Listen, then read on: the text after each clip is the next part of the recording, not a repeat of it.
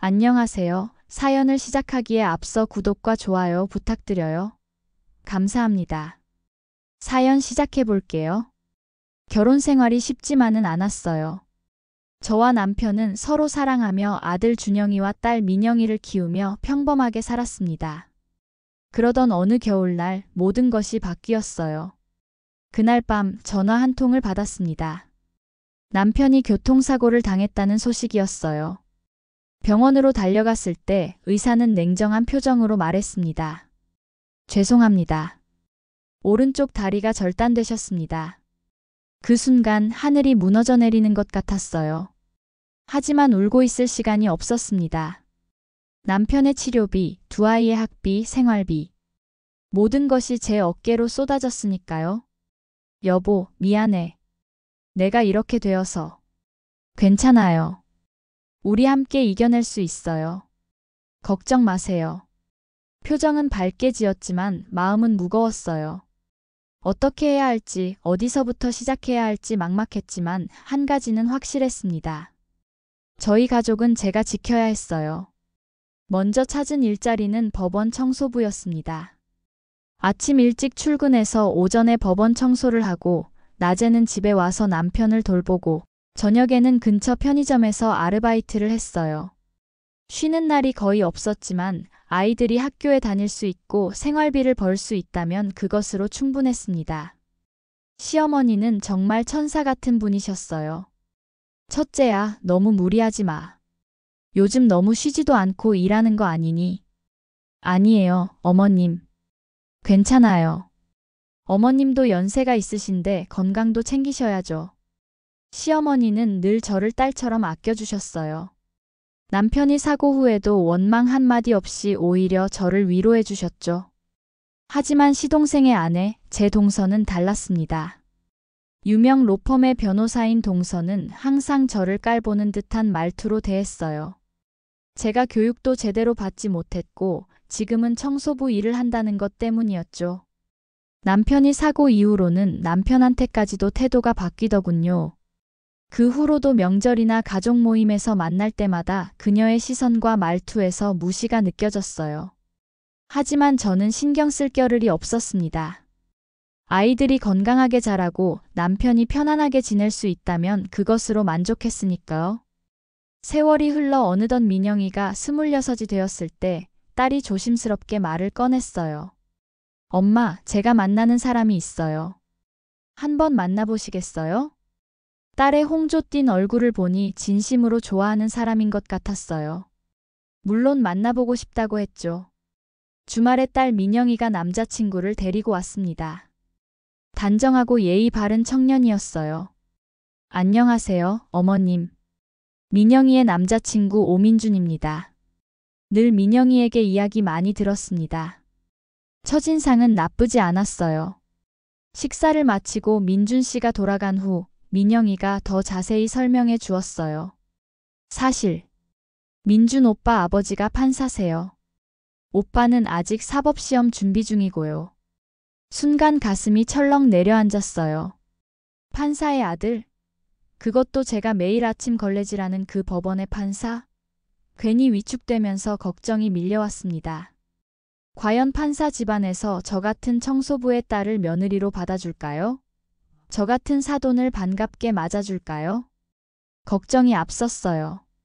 그러나 걱정과 달리 민준의 부모님은 저희 가족을 만나자고 하셨어요.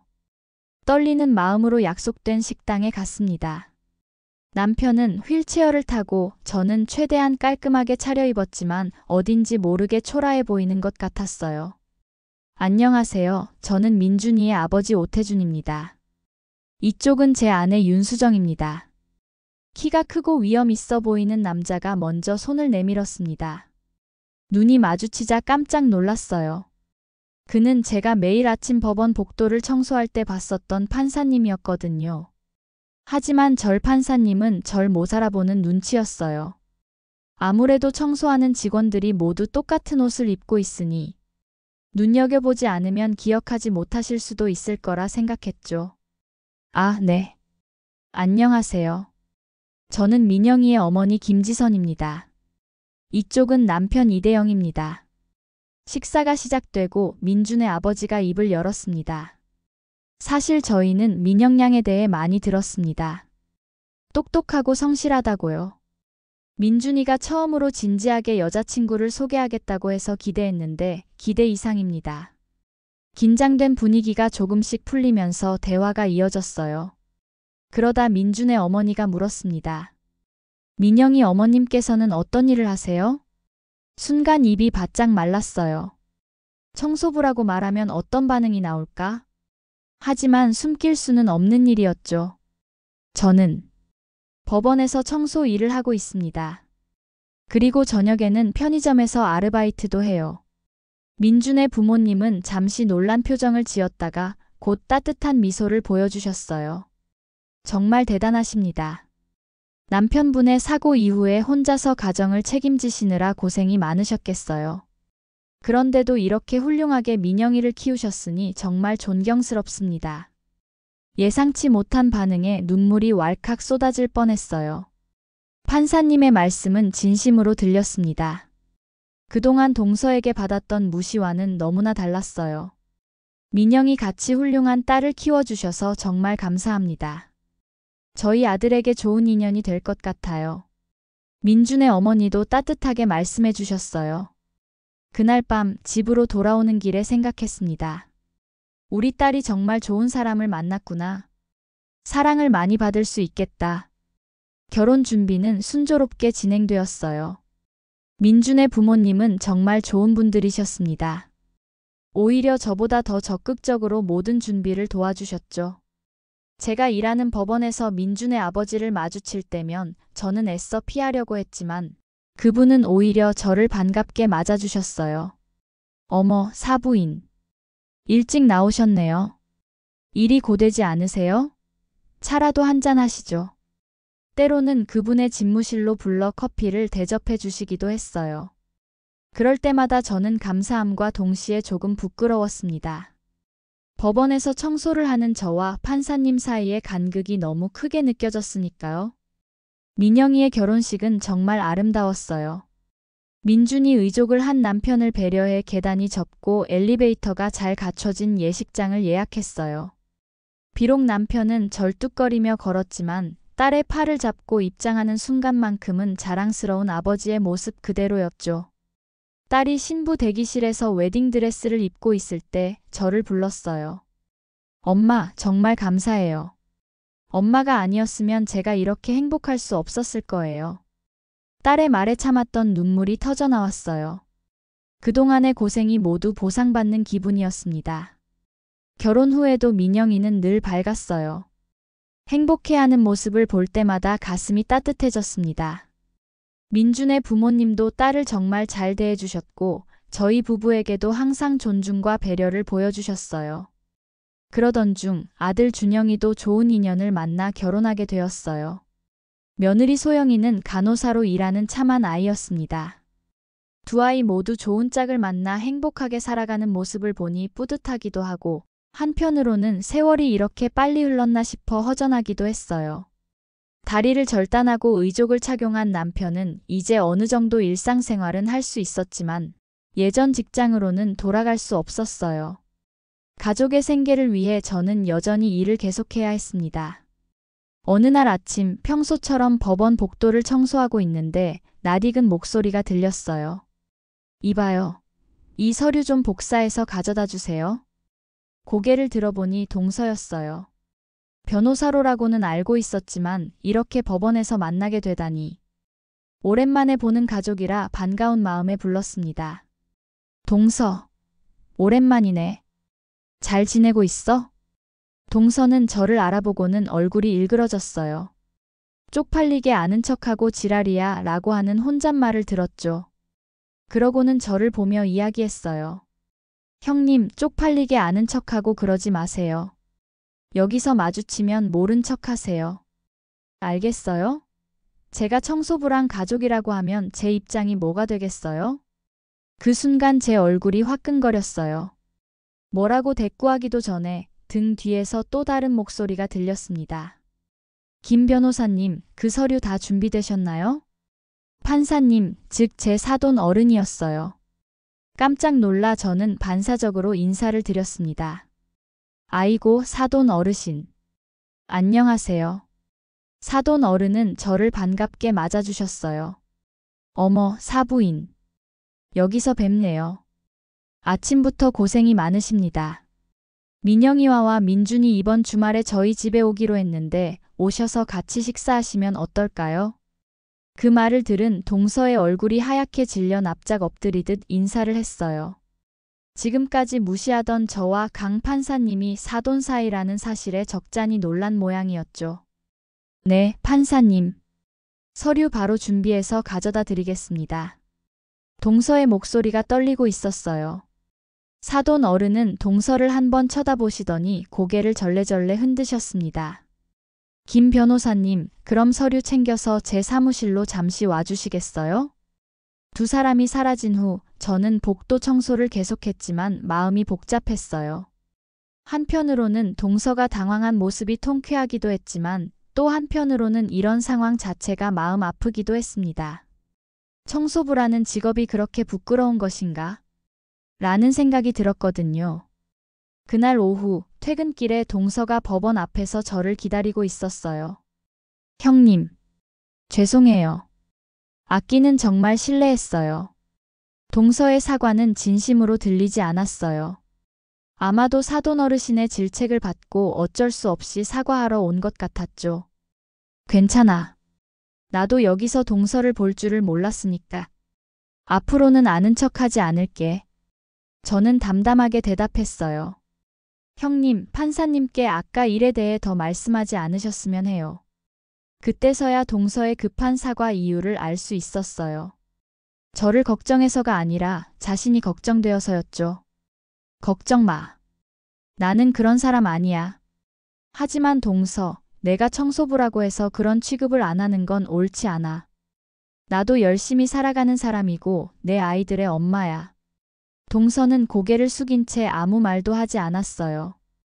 저는 더 이상 말하지 않고 집으로 향했습니다. 집에 돌아와 남편에게 오늘 있었던 일을 이야기했어요. 여보, 오늘 법원에서 동서를 만났어요. 정말? 재수 씨를 만났다고? 오랜만에 반가웠겠네. 남편은 언제나처럼 관심 있게 제 이야기를 들어주었어요. 응, 변호사라고 말만 들었지 법원에서 만날 줄은 몰랐네. 근데 날 보고는 모른 척하래. 그런데 그때 마침 사돈 어른이 지나가셔서 남편이 얼굴에 미소가 번졌어요. 아이고, 그랬구나. 재수 씨가 많이 당황했겠네. 그럼 얼굴이 하얗게 변하더라고. 근데 여보, 솔직히 마음이 좀 상했어. 남편은 제 손을 잡고 따뜻하게 말했어요. 당신이 무슨 일을 하든 나는 자랑스러워. 청소부든 뭐든 당신은 우리 가족을 위해 최선을 다하는 훌륭한 사람이야. 남편의 말에 위로가 되었지만 그래도 마음 한구석이 쓰라렸어요. 세상 사람들의 시선이 이렇게 차갑다는 것을 다시 한번 느꼈으니까요. 그날 이후로 동서의 태도가 확연히 달라졌어요. 이전에는 가족 모임에서도 저를 무시하고 대화에서 제외시켰다면 이제는 억지로라도 공손하게 대했죠. 어찌나 얄미운지. 청소부라며 무시하고 창피하다고 할 땐 언제고 이제 와서 이런 태도를 보이다니. 약 한 달 후 시어머니 생신이어서 오랜만에 시댁 식구들이 모였어요. 시동생 부부도 왔는데 동서는 전과 다르게 저를 챙기려고 애쓰는 모습이었죠. 형님, 이거 드세요. 제가 특별히 형님 좋아하실 것 같아서 준비했어요. 너무 과장된 친절이 오히려 불편했어요. 하지만 시어머니 앞에서 분위기를 망치고 싶지 않아 그냥 웃으며 받았습니다. 식사 후 설거지를 하고 있는데 동서가 다가와 말을 걸었어요. 형님, 진심으로 사과드려요. 계속 생각해봤는데 제가 너무 무례했어요. 저는 동서의 눈을 바라보았어요. 이번에는 조금 다른 것 같았습니다. 판사님이 뭐라 하셨어? 그것보다 제가 정말 잘못 생각했어요. 형님이 얼마나 대단한 분인지 이제야 깨달았어요. 동서의 목소리가 떨렸어요. 알고 보니 판사님께서 법원 직원들 사이에서 형님 이야기를 종종 하셨대요. 저한테 말씀하시길. 판사님이 형님을 존경한다고 하더라고요. 동서의 눈에 눈물이 고였어요. 저는 순간 마음이 복잡해졌습니다. 동서가 진심으로 반성하는 것 같기도 하고 또 한편으로는 여전히 위선적인 것 같기도 했으니까요. 동서, 내가 바라는 건 존경받는 게 아니야. 그냥 사람으로 존중받고 싶은 거지. 내가 청소부라고 해서 부끄러운 건 아니잖아. 네, 형님. 정말 죄송해요. 제가 너무 무례하고 얕은 사람이었어요. 시간이 흘러 민영이가 임신 소식을 전해왔어요. 손주를 갖게 된다는 생각에 가슴이 벅차올랐습니다. 사돈댁도 첫 손주 소식에 무척 기뻐하셨죠. 준영이네도 곧이어 아이 소식을 전해와 우리 가족에게는 2배의 기쁨이 찾아왔습니다. 출산일이 다가오자 민영이네 집 근처로 자주 가게 되었어요. 어느 날은 법원 청소를 마치고 민영이네 집에 가는 길에 동서를 마주쳤습니다.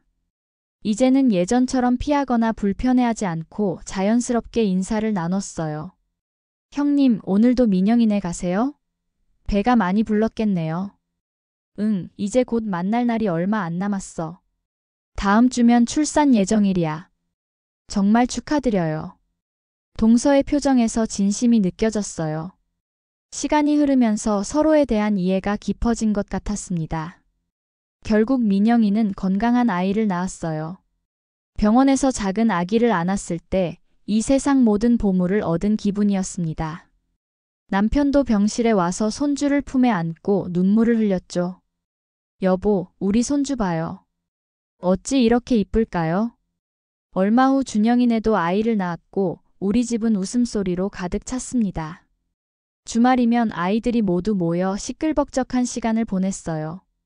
사돈 어른들도 자주 놀러 오셨고 심지어 동서네 가족도 종종 방문했습니다. 동서는 이제 더 이상 저를 청소부라고 부끄러워하지 않았고 오히려 아이들 앞에서 저를 존경한다고 말하기도 했죠. 어느 날 손녀와 손자를 데리고 공원에 나갔을 때 우연히 법원 동료 청소부 아주머니를 만났어요. 지선 씨, 손주들이 정말 예뻐요. 행복해 보이네요. 네, 정말 행복해요. 힘든 시간도 있었지만 지금은 그 모든 것이 값진 경험이었다고 생각해요. 돌아오는 길에 문득 생각했어요. 제가 청소부라는 직업 때문에 무시당하고 상처받았던 시간들이 있었지만 그 시간들을 통해 진정한 가치가 무엇인지 깨달았다는 것을요. 직업이 사람의 가치를 결정하는 것이 아니라는 것을요. 그리고 그 사람이 얼마나 진실되게 살아가느냐가 중요하다는 것을. 지금은 은퇴할 나이가 다가오고 있지만 여전히 청소부 일을 하고 있어요. 이제는 후배 청소 직원들을 이끄는 반장 역할도 맡게 되었죠. 남편도 간단한 수공예 일을 배워 집에서 소일거리를 찾았고 아이들은 각자의 가정에서 행복하게 살아가고 있습니다. 가끔 밤에 남편과 함께 베란다에 앉아 하늘을 보며 이야기를 나눌 때가 있어요. 여보, 우리가 참 많은 일을 겪었네요. 그래. 하지만 당신이 있어서 모든 게 가능했어. 그동안 너무 고생 많았어. 저도 여보가 있어서 견딜 수 있었어요. 앞으로도 잘 부탁해요. 평범한 법원 청소부의 삶이었지만 그 안에서 찾은 행복과 존중은 어떤 화려한 직함보다 값진 것이었습니다. 때로는 세상의 시선이 차갑고 냉정할 때도 있었지만 결국 중요한 것은 가족의 사랑과 자신의 가치를 스스로 알고 지켜나가는 것이라는 걸 배웠습니다. 저는 제 직업을 부끄러워하지 않아요. 오히려 자랑스럽게 생각합니다. 제가 청소한 법원의 복도를 지나 많은 사람들이 정의를 찾아가는 발걸음을 내디디니까요. 그리고 무엇보다 제 삶의 모든 선택이 지금의 행복한 가족을 만들어준 소중한 과정이었음을 알기 때문입니다. 제 긴 이야기를 끝까지 들어주셔서 감사합니다. 구독과 좋아요, 알림 설정까지 잊지 마세요. 안녕하세요. 사연을 시작하기에 앞서 구독과 좋아요 부탁드려요. 감사합니다. 사연 시작해 볼게요.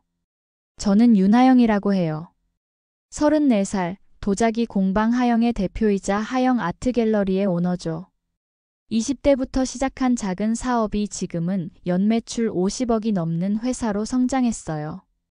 어릴 때부터 부모님 없이 고아원에서 자랐지만 그런 환경이 저를 더 강하게 만들었다고 생각해요.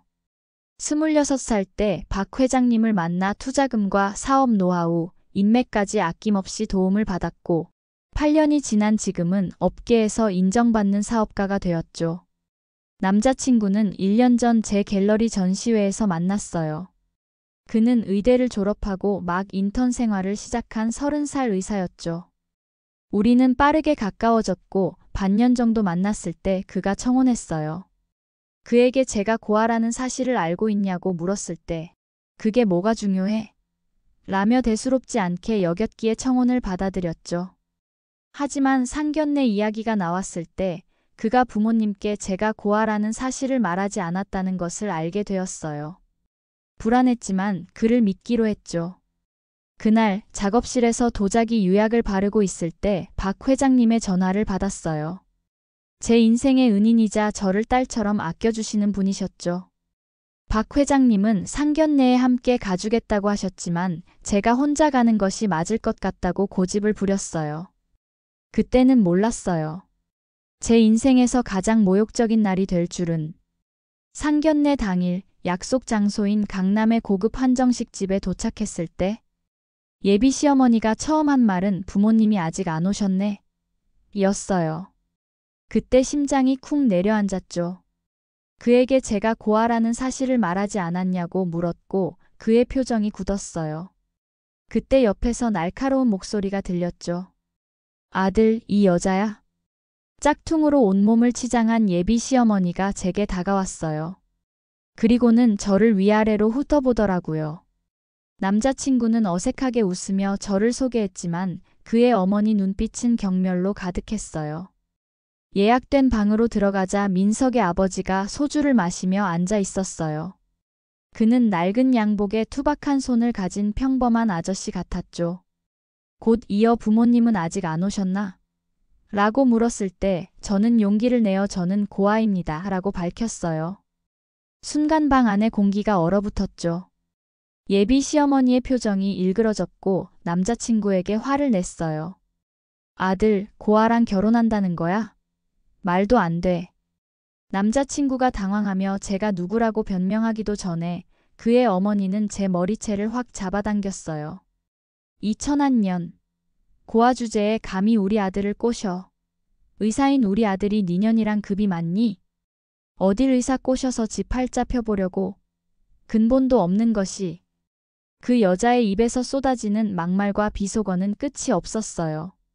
사람들의 시선이 모이는데도 예비 시어머니는 계속해서 소리쳤죠. 내가 겨우 너 같은 며느리 보려고 의사로 키운 줄 알아?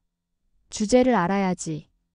그리고는 제 얼굴에 냉수를 확 끼얹었어요. 순간 온몸이 얼어붙는 것 같았죠. 주변 테이블에서 숨죽인 탄성이 흘러나왔고 옆 테이블에 있던 손님들이 휴대폰을 꺼내 이 상황을 찍기 시작했어요. 남자친구는 여전히 고개를 숙인 채 아무 말도 아무 행동도 하지 않았어요. 예비 시어머니는 손에 들고 있던 젓가락으로 제 어깨를 콕콕 찌르며 계속해서 저를 모욕했어요. 남자친구의 아버지는 그저 술만 마시며 비웃고 있었죠. 우리 아들이 의사인데 겨우 너 같은 고아를. 넌 정말 의사랑 네가 급이 맞다고 생각하니? 양심이 없네. 그 순간 제 안에서 무언가가 끊어졌어요. 어린 시절부터 수없이 들어온 차별과 모욕, 그리고 그것을 참아내며 쌓아온 성공이 머릿속을 스쳤죠. 더 이상 참지 않기로 했어요. 테이블에 양손을 짚고 일어나 그 여자의 눈을 똑바로 쳐다보며 단호하게 말했죠. 의사면 저보다 급이 한참 낮긴 하죠? 물에 젖은 머리카락을 한 손으로 쓸어넘기며 천천히 일어섰어요. 그리고 가방에서 명함 케이스를 꺼냈죠. 명함 케이스를 열어 명함 한 장을 테이블 위에 올려놓았어요. 하영 아트 갤러리 대표이사 윤하영이라는 글자가 환하게 빛났죠. 실례지만 의사면 월급이 얼마죠? 인턴이면 400만 원 정도. 우리 회사 막내 사원 월급이 500만 원이에요. 휴대폰을 꺼내 은행 앱을 열었어요. 제 개인 통장 잔고 화면을 보여줬죠. 이건 제 개인 통장이고요. 회사 통장은 보여드리기 어렵네요. 저는 연매출 50억, 직원 20명을 거느린 회사 CEO예요. 당신 아들은 이제 겨우 인턴 시작한 애송이 의사고요. 의사 월급이 제 회사 신입 직원보다도 적다는 사실 알고 계셨나요? 차분한 목소리였지만 강철처럼 단단한 어조였죠. 주변 테이블에서 술 마시던 손님들이 일제히 휴대폰으로 이 상황을 녹화하고 있었어요. 그 여자의 얼굴이 창백해졌어요. 그녀는 떨리는 손으로 명함을 집어들고 한참을 바라보더니 점점 눈이 커졌죠. 이게 진짜야? 그녀의 목소리가 갑자기 작아졌어요. 민석 아버지도 술잔을 내려놓고 명함을 빼앗듯이 확인했어요. 당신, 그 박성준 회장님과. 네, 박 회장님은 제 멘토이자 사업 파트너예요. 제 아버지처럼 저를 아껴주세요. 제가 애비 없는 년이라고 했죠? 제겐 친부모는 없어도 존경받는 사업가가 제 뒤를 봐주시니까 걱정 마세요.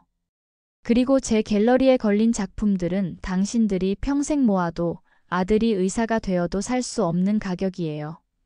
그 말에 그의 아버지가 소주잔을 떨어뜨렸어요. 아끼는 오해가 있었던 것 같아요. 그가 더듬거리며 말했어요. 그때 제 휴대폰이 울렸어요. 주저없이 통화 버튼을 눌렀죠. 네, 회장님. 네, 상견례 중이에요. 그렇군요. 뉴욕 미술관에서 작품 전시 제안이 들어왔다고요? 네, 알겠습니다. 내일 아침에 뵙겠습니다. 전화를 끊자 폭탄이 터진 듯한 침묵이 흘렀어요. 그의 어머니는 의자에서 미끄러져 바닥에 털썩 주저앉았고 그녀의 얼굴에서 핏기가 완전히 사라졌죠. 그때 제일 놀라운 일이 벌어졌어요. 방금 전까지 저를 쓰레기 고아년이라 부르며 머리채를 잡아당기던 그 여자가 바닥에 무릎을 꿇고 기어와 제 구두를 붙잡았어요. 아이고, 내가 잠시 정신이 나가서 그랬어요. 오해가 있었나 봐요. 어머니로서 며느리 자격을 제대로 확인하는 거였어요. 그녀는 제 구두에 묻은 물기를 닦으며 애원했어요. 그 모습이 너무 역겨워 한 발짝 물러섰어요. 어머니, 체면 좀 지키세요. 사람들이 다 보고 있어요. 남자친구가 당황해서 어머니를 일으키려 했지만 그녀는 계속 저를 붙잡으려 했어요. 우리 아들 좀 잘 부탁해요. 박성준 회장님이 보증하는 며느리라니 내가 얼마나 복이 많은지 몰라요. 그녀의 태도가 180도 바뀐 것에 메스꺼움을 느꼈어요. 처음부터 돈과 권력만 보는 천박한 사람들이었던 거예요. 남자친구가 당황한 표정으로 제게 다가왔어요. 그의 눈에는 절박함이 서려 있었죠. 하영아, 이해해줘. 내 마음은 진심이야. 진심? 내가 고아라는 사실을 다 알렸다고 하지 않았나요? 부모님께 일부러 말하지 않은 것도 진심이에요? 돈 때문에 접근한 거였어요? 그가 입을 열었다가 다시 닫았어요. 눈동자가 흔들렸죠. 그 순간 그의 어머니가 끼어들었어요. 아들 제발 우리 귀한 며느리 놓치지 마. 좀 있으면 아버지 수술비도 해결해야 하고 내 동생 학비도 해결해야 하잖아. 제발. 모든 퍼즐이 맞춰지는 순간이었어요. 남자친구의 얼굴이 창백해졌고 제 가슴은 얼음장처럼 차가워졌죠. 그런 거였어요? 남자친구가 제 손을 잡으려 했지만 냉정하게 뿌리쳤어요. 감사합니다. 오늘로 우리 관계는 끝이에요. 제가 일어서자 그의 어머니가 저를 붙잡았어요. 하지만 전 그녀의 손아귀에서 벗어나 식당을 나왔어요. 남자친구가 뒤에서 소리쳤어요. 하영아, 내가 잘못했어. 돌아와. 하지만 전 뒤돌아보지 않았죠. 식당 입구에서 매니저가 민망한 표정으로 저를 배웅했어요. 상견례 다음 날 저는 평소처럼 갤러리 일에 집중했어요. 그런데 직원이 급하게 달려와 스마트폰을 보여줬죠. 대표님 상견례 영상이 SNS에서 화제예요. 모자이크 돼 있긴 한데 대표님인 거 티나는데요? 놀라서 화면을 보니 상견례 자리에서의 상황의 일부분이 영상으로 올라와 있었어요. 고아 출신 사업가, 오만한 예비 시어머니에게 당당히 맞서다라는 제목으로 빠르게 퍼지고 있었죠. 그날 하루 종일 제 갤러리 전화는 평소보다 더 많이 울렸어요.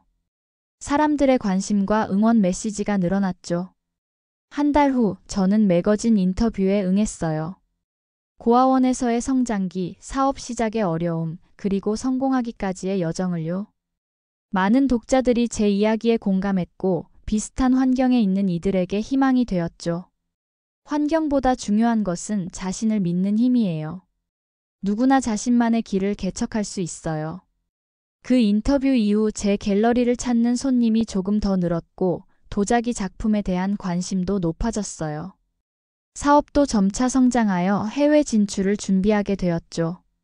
매출도 꾸준히 상승했어요. 그리고 가장 큰 행운은 박 회장님의 아들을 만난 것이었어요. 그는 제 이야기에 감동받아 갤러리를 찾아왔고 우리는 자연스럽게 가까워졌죠. 그는 부족한 것이 없지만 담백하고 진정성 있는 사람이었어요. 무엇보다 제 과거를 부끄러워하지 않고 오히려 제 성취를 존경해 주었죠. 하영 씨가 이룬 모든 것은 온전히 하영 씨의 노력 덕분이에요. 난 그저 옆에서 응원하고 싶을 뿐이죠. 그리고 며칠 뒤 그 여자가 찾아왔어요. 이제 와서 무슨 도움을 바라는 건지 의아했어요. 민석이가 병원에서 쫓겨났어요. 그 상견례 사건 영상 때문에 평판이 나빠져서 대형 병원에서 모두 거절당했거든요. 그 이야기를 듣고 있자니 옆에서 따뜻한 손이 제 손을 꼭 잡아주었어요. 박 회장님의 아들. 그는 제 약혼자가 되어 있었어요. 하영 씨, 회의 시간이 다 되어가네요. 그가 시계를 보며 속삭였어요. 민석 어머니의 얼굴이 창백해졌어요. 그녀의 눈에는 질투와 후회가 가득했죠. 도와드리고 싶지만 제 약혼자가 기다리네요. 새 인생을 시작하느라 바빠서요. 그 여자의 얼굴에 드리운 충격과 후회의 표정을 보며 제 마음은 더욱 가벼워졌어요. 그리고 저는 결혼식을 올렸어요. 이제는 정말 박 회장님과 가족이 된 거죠. 신혼여행에서 돌아온 후 제 사업은 더욱 번창했어요. 남편과 함께 불우한 환경의 아이들을 위한 장학사업도 시작했죠. 특히 고아원 출신 아이들이 자신의 재능을 마음껏 펼칠 수 있도록 지원했어요. 인생은 참 예측할 수 없는 여정이라는 생각이 들어요. 한때는 머리채를 잡히며 고아년이라 불렸던 제가 이제는 모두가 존경하는 사업가이자 영향력 있는 후원자가 되었으니까요. 하지만 제가 이룬 모든 성공보다 더 값진 것은 제 자신을 있는 그대로 받아들이고 사랑하게 된 것이라고 생각해요. 고아라는 배경이 더 이상 부끄러움이 아니라 제 정체성의 자랑스러운 일부가 된 거죠. 요즘은 종종 고아원을 방문해요. 아이들에게 제 이야기를 들려주고 그들도 꿈을 이룰 수 있다고 용기를 주죠. 그 아이들의 반짝이는 눈빛을 볼 때마다 제 가슴은 희망으로 가득 차요. 인생은 때로 공정하지 않을 수 있어요. 누구나 시작점이 다르고 어떤 이들은 더 많은 장애물을 마주하게 되죠. 하지만 결국 중요한 건 그 과정에서 우리가 어떻게 성장하고 어떤 사람이 되어가느냐는 거예요. 저는 윤하영입니다. 한때는 버려진 고아였지만 이제는 자신의 가치를 알고 타인을 존중하며 세상에 긍정적인 영향을 주는 사람이 되었어요. 그리고 그것이야말로 제가 이룬 가장 큰 성공이라고 생각합니다. 머리채를 잡았던 그 손이 이제는 사과를 위해 내밀어진다 해도 저는 웃으며 그 손을 잡아줄 수 있어요. 왜냐하면 이제 저는 충분히 강하고 충분히 행복하니까요. 그것이 바로 진정한 승리, 가장 통쾌한 역관광이 아닐까요? 제 긴 이야기를 끝까지 들어주셔서 감사합니다. 구독과 좋아요, 알림 설정까지 잊지 마세요.